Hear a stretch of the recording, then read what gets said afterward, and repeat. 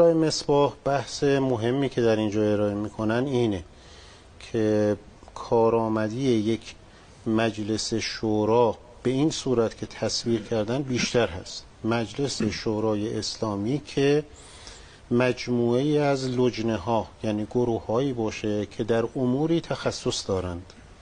به طور مثال 10 نفر در اقتصاد، 10 نفر سیاست داخلی، روابط بین الملل، مسائل فرهنگی و مانند اینها، و حاکم اسلامی نظر اینها را به عنوان مشورت اخذ میکنه و بنابراین با توجه به این که این افراد متخصص در این امر هستند میتونن در واقع به عنوان مشاور حاکم عمل بکنن.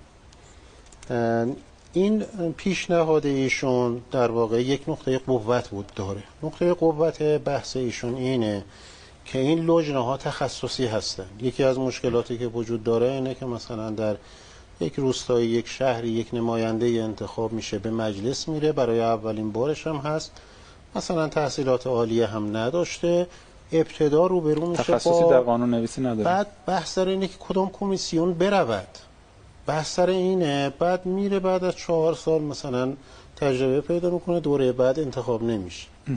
بنابراین این نقطه قوت صحبت ایشون هست. اما یک نقطه ضعفی هم که وجود داره اینه که در تصور هرمی از قدرت که ما اسمش رو حکومت اسلامی میذاریم و این اندیشه سیاسی آیت الله مصباح هست، کسی در رأس وجود داره که خب مسلماً طبق اون دو آیه‌ای که در قرآن مجید وجود داره باید مشورت بکنه و مشورت کردن او از لجنه‌های تخصصی خواهد بود.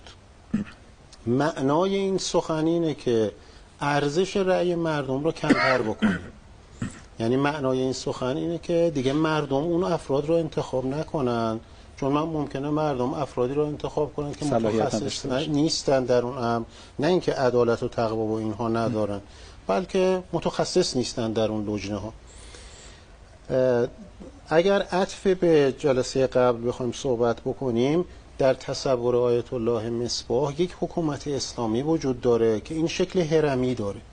در این شکل هرمی حاکم نیاز به مشورت داره، چه بهتر که اون گروه های مشاور متخصص هم باشه. اما در تصور دموکراتیک از حکومت اسلامی نقش مردم در حکومت بسیار زیاد هست.